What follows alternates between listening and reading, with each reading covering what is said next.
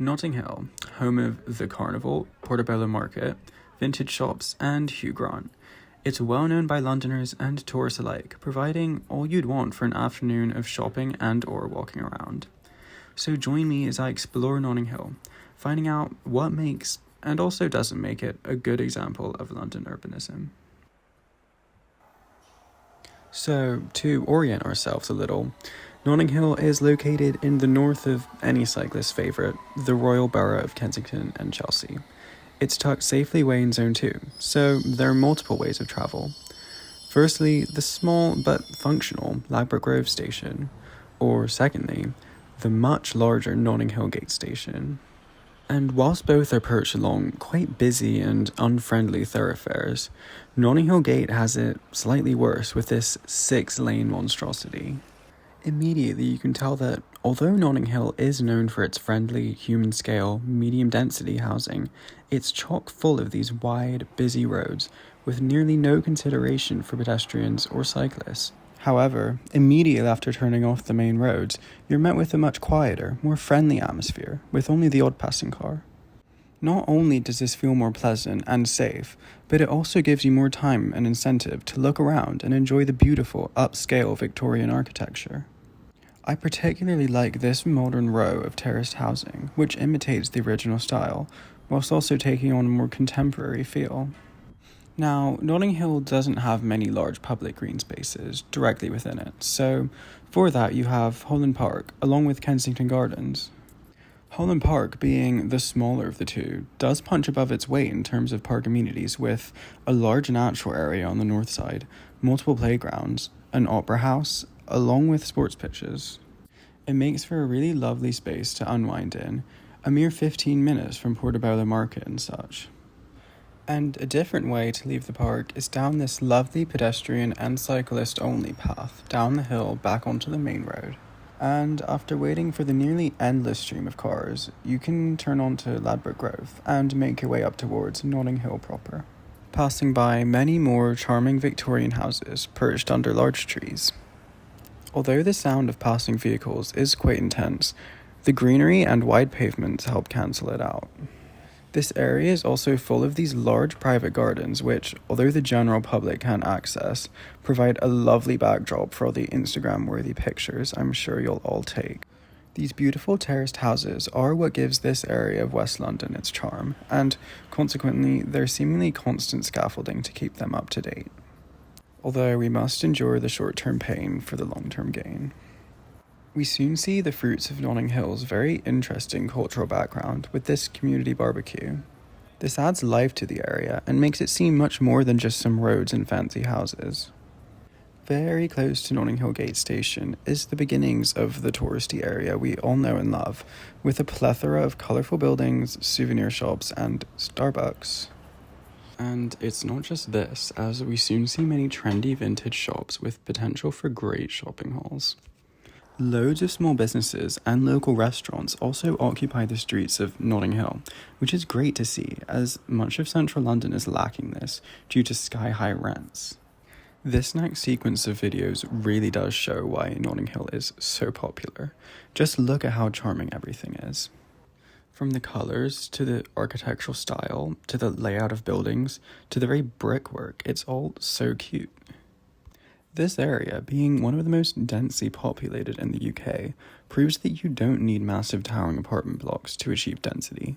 Not everywhere needs to be Manhattan. And it also proves that dense neighbourhoods can seem charming and peaceful as well.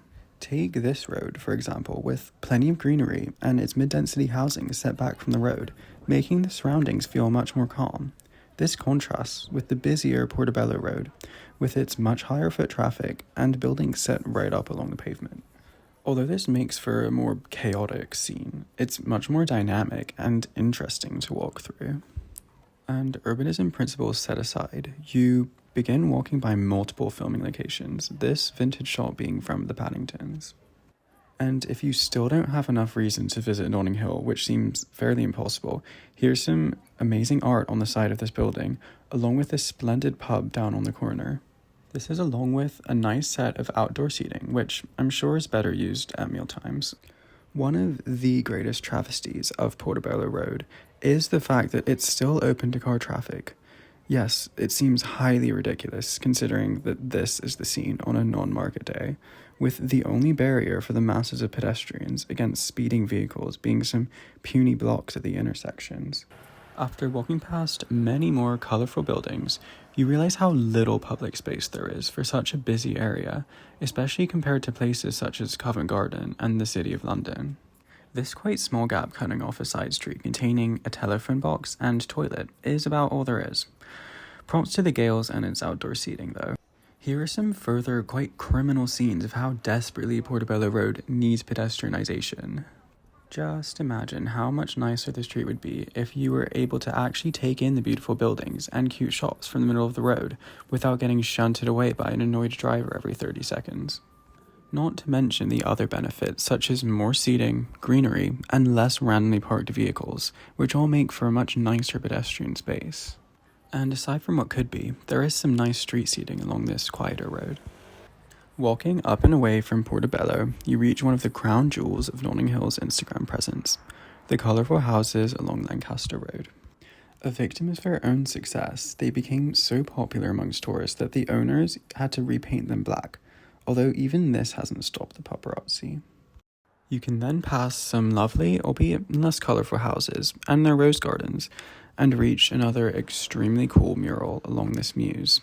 I also believe muses deserve more attention than they currently get, as they make up much of central London's character and have such a distinctive architecture. Notting Hill is also no stranger to them. Back along the through roads, we see the better sides of Notting Hill's streetscapes, with plenty of outdoor seating around this intersection, and a lovely but small public garden just off Portobello Road. Now we reach one of the nicest spots in the area, in my opinion, which is this lovely pedestrian space just next to the beautiful All Saints Church. This nice car-free space with a very pretty backdrop provides a stress-free area for anyone to stop and relax in, or just to walk through. Finally, we're seeing some pretty good pedestrian spaces in Notting Hill, with this other area just off Portobello Road and near the Tube and Westway bridges having some outdoor seating. However, things take a turn for the worse. Well, they did with the building of the Westway back in the 1960s.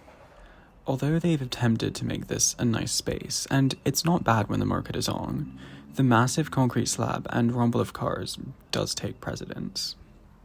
Portobello Gardens is another example of when life gives you lemons, make lemonade, with its lush greenery and lawns, making a nice place to sit and eat. Being nearly back at Ladbroke Grove Station, that's about it on the state of Notting Hill, with its vibrant feel but patchy cycling and walking infrastructure. Hopefully, Kensington and Chelsea will try and improve this in the coming years, as it would make Notting Hill so much more pleasant to walk through and spend time in. Thanks again for watching, please like and let me know in the comments anything I should improve.